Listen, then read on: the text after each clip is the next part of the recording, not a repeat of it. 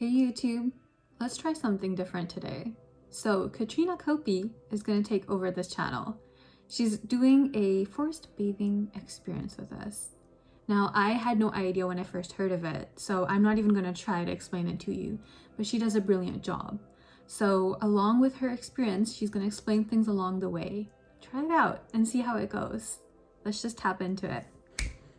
Hi, I'm Katriina. Vasundhara has asked me to give you a little intro to what is forest bathing. Well, forest bathing is the gift from Japan, a concept that came from Japan, and it's called Shinrin-yoku, so literally bathing in the forest atmosphere. And what it means is basically enjoying the forest with all your senses, connecting with what you see, what you hear, what you smell, what you can taste, what you can touch, all for the goal of relaxation and just enjoying the forest. And they've noticed that forest bathing is actually really good for our health.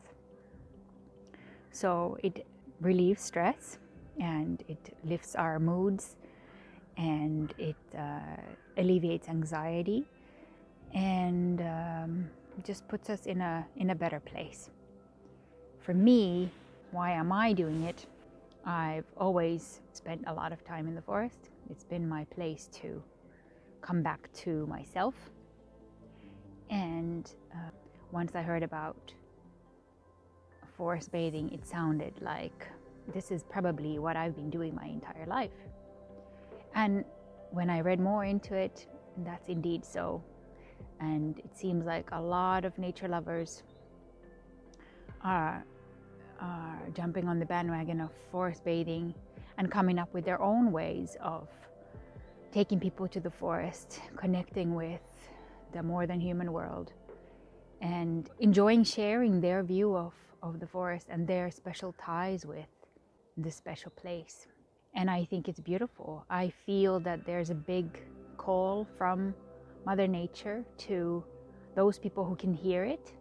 And because we need to help our planet, we need to wake up to taking care of it like it's taking care of us each and every day, just by providing us with oxygen and shade and food and just everything, that the ground that we walk on basically.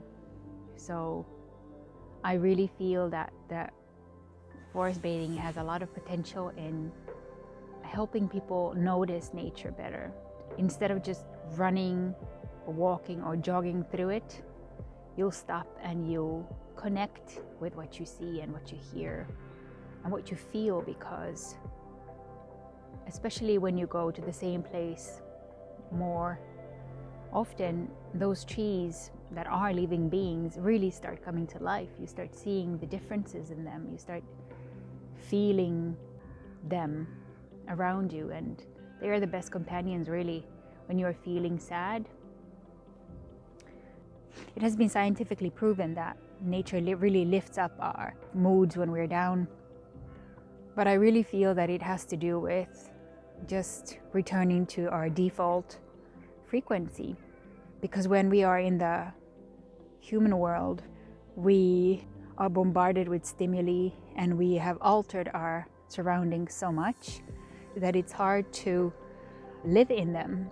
In the city environment, people, they have more mental illnesses. We just become more stressed, and when we are stressed, we are not able to think in a more broad way, more abstract thoughts, and we become less nice towards each other. And when we go to nature, we become nicer people, especially when we observe something beautiful, something grandiose. But here in Belgium, I'm not sure if you are familiar, but this is a small, very small country with, especially where I live, lots of flat land. So nothing too spectacular like the Grand Canyon or so. But with forest bathing, you're able to get a preview of that amazing beauty, that stuff that really changes something inside us, the beauty that touches us. Somebody said that when they are in the forest, they can feel the love that the beauty that they see is actually the love that they can feel. I thought it was really wonderfully said. Yeah, and now the scientists should just try to show what that love actually is.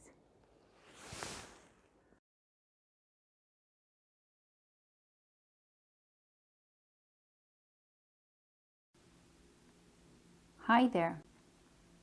I'm inviting you for a little forest bath with me.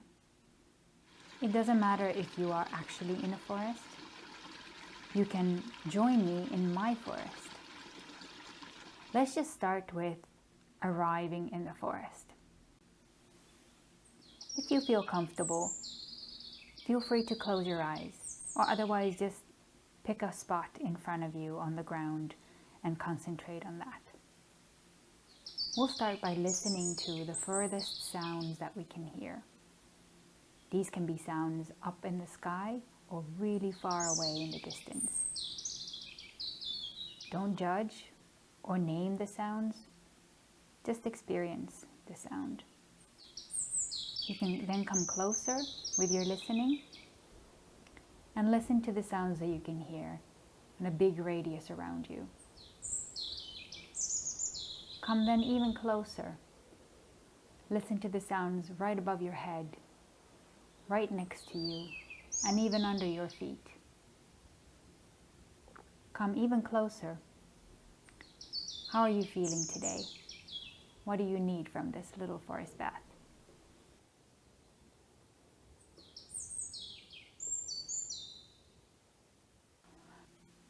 Take a look at the trees around you.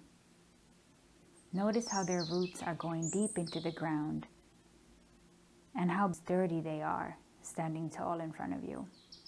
Run your eyes up the trunk of that tree. Notice the surface of that tree, the texture of the bark, the moss on its bark, and the tiny little scars that show what the tree has endured during its lifetime. Notice how the ground is formed. Notice how the branches reach out into different directions. Reach down and grab some soil into your hands. Notice how the soil feels in your hands. If it's warm or cold, if it's moist or dry,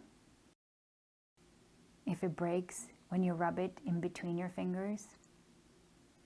How does the soil smell? Does it remind you of something? Put the soil back on the ground and wipe your hands against each other, but don't wash. These are the microbes that are okay to have on your skin. They will only make you stronger. That was so good, so enriching. I hope you liked this teaser. So I worked with Katriina in an interview and I've put together more resources. Stay tuned for that interview. It's going to be on my blog, My Spiritual Shenanigans. But at the same time, I'm going to share some links in the description now for you to check out. See more of her work, learn more about forest bathing, and I hope this inspires you to go outside and just be outdoors, breathe in some fresh air, take in Mother Nature. All right then, love, light, and awareness. Bye.